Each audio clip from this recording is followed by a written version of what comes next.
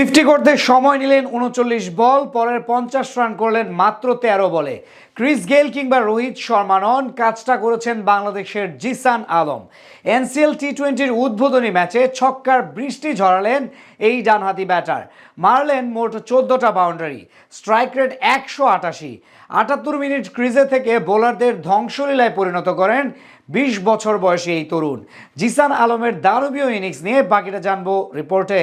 বেশ কিছুদিন ধরেই আলোচনায় ছিলেন জিসান আলম। কেউ কেউ তাকে বাংলার রোহিত শর্মা বলে আখ্যা দিয়েছেন। এরই মধ্যে প্রতিভা ও সম্ভাবনা নিয়ে বিরাট স্বপ্ন দেখাচ্ছেন আগামী দিনের। সেই সব কিছুর প্রমাণ দিলেন এবার ব্যাট হাতে। প্রথমবারের মতো এনসিএল এর টি-20 সংস্করণে নেমে খেললেন দানবীয় এক ইনিংস, তুলে নিলেন ক্যারিয়ারের প্রথম সেঞ্চুরি। এদিন সিলেট স্টেডিয়ামে ছক্কার বৃষ্টি জড়ালেন এই ডানহাতি ওপেনার। প্রথমবারের মতো এবার অনুষ্ঠিত হয়েছে জাতীয় ক্রিকেট লিগের টি-20 সংস্করণ। মূলত সামনের বিপিএল কে ঘিরে ক্রিকেটারদের প্রস্তুতির জন্য এমন সিদ্ধান্ত নিয়েছে বাংলাদেশ ক্রিকেট বোর্ড। নারায়ণগঞ্জের ক্রিকেটার হওয়া সত্ত্বেও এবার টুর্নামেন্টে সিলেট ডিভিশনের হয়ে মাঠ মাতাচ্ছেন জিসান আলম।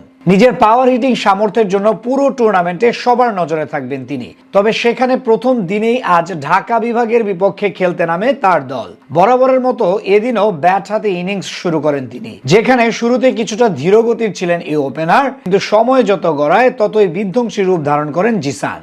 এদিন ঢাকা বিভাগের বিপক্ষে টস হেরে আগে ব্যাট করতে নামে সিলেট ডিভিশন। ইনিংসের প্রথম থেকে চালিয়ে খেলতে থাকেন সিলেটের ওপেনার তৌফিক খান তুষার। 17 বলে 29 রানের ক্যামিও ইনিংস খেলে বিদায় নেন এই ব্যাটার।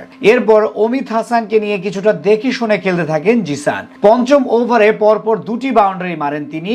10 ওভার শেষে সিলেটের সংগ্রহ দাঁড়ায় 71 রান। তখন জিসান করেছিলেন 27 বলে মাত্র 26 রান। এরপরই মূলত চালিয়ে খেলা শুরু করেন তিনি।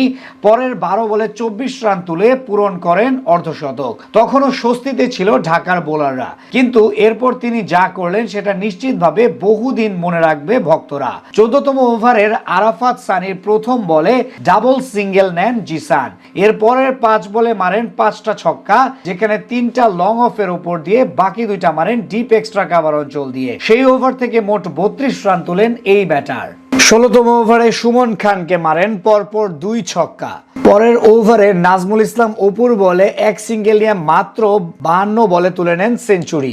অর্থাৎ 49 রান তুলতে তিনি খরচ করেন মাত্র 13 বল। শেষ পর্যন্ত 53 বলে 17 রানের ইনিংস খেলে বিদায় নেন এই ব্যাটার, যেখানে 10 ছক্কা সহ মোট 14টি বাউন্ডারি মারেন তিনি। এদিন জিসান বাদেও ব্যাট হাতে ক্যামিও ইনিংস খেলেন তার আন্ডার-19 এর সতীর্থ ও নারায়ণগঞ্জ জেলার আরেক ক্রিকেটার মাহফুজুর রহমান রাব্বি। সিলেটের ক্যাপ্টেনের ব্যাট থেকে আসে মাত্র 17 বলে 30 রানের ক্যামিও ইনিংস। শেষ পর্যন্ত এই তরুণের ব্যাটে ভর করে 205 রানের বিশাল পুঁজি পায় সিলেট বিভাগ।